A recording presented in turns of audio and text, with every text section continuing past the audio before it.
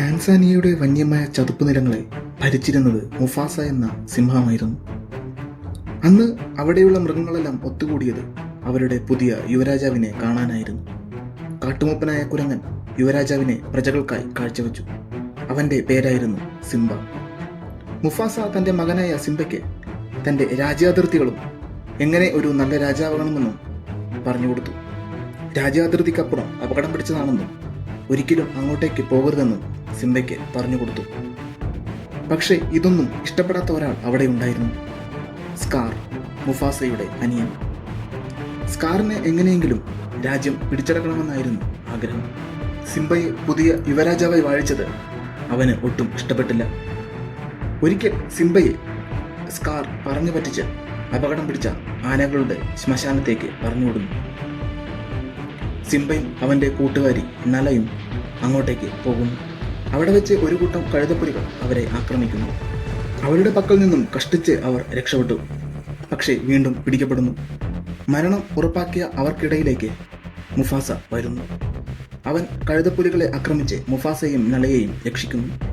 Mufasa സിംബയോട് അവന്റെ കൂട്ടുകാരിയെ അപകടത്തിലാക്കിയതിന് വഴക്ക് പറയുന്നു. ഒരിക്കലും തന്റെ വാക്ക് മറികടക്കരുതെന്ന് സിംബയെ താക്കീത് ചെയ്യുന്നു.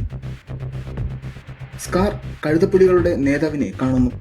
തന്റെ കൂടെ നിന്ന് മുഫാസയെ കൊല്ലാൻ സഹായിച്ചാൽ ഈ ചതുപ്പിൽ നിന്ന് എവിടെ നിന്നും വേട്ടയാടി ഭക്ഷിക്കാനുള്ള അവകാശം തരാമെന്ന് പറയുന്നു.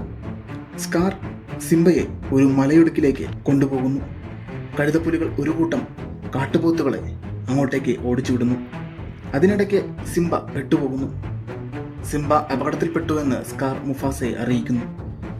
മുഫാസ അവിടെ ഓടിയെത്തി സിംബയെ കാട്ടുപോത്തുകൾക്കിടയിൽ നിന്ന് രക്ഷപ്പെടുത്തുന്നു.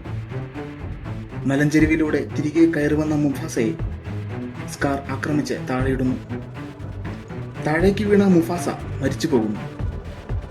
സിംബ കാരണമാണ് മുഫാസ മരിച്ചതെന്ന് സ്കാർ പറയുന്നു. സിംബയെ കഴുതപ്പുലികൾ ആക്രമിക്കുന്നു. അവരുടെ കയ്യിൽ നിന്നും സിംബ രക്ഷപ്പെടുന്നു. മുഫാസയുടെ മരണവാർത്ത സ്കാർ എല്ലാവരെയും അറിയിക്കുന്നു. സിംബയും അക്കൂട്ടത്തിൽ മരണപ്പെട്ടെന്നും സ്കാർ പറയുന്നു. സ്കാർ സ്വയം പുതിയ രാജാവായി സ്ഥാനമേൽക്കുന്നു. കഴുതപ്പുലികളെ ചതുപ്പിലേക്ക് കൂടുതൽ സ്വാതന്ത്ര്യത്തോടെ കടന്നുവരാൻ സ്കാർ അനുവദിക്കുന്നു. ഒരു ദുർഭരണത്തിന് അവിടെ തുടക്കമാകുന്നു. ഇതൊന്നും അറിയാതെ സിംബ ദൂരെ എവിടേക്കോ നടന്ന് നീങ്ങുന്നു.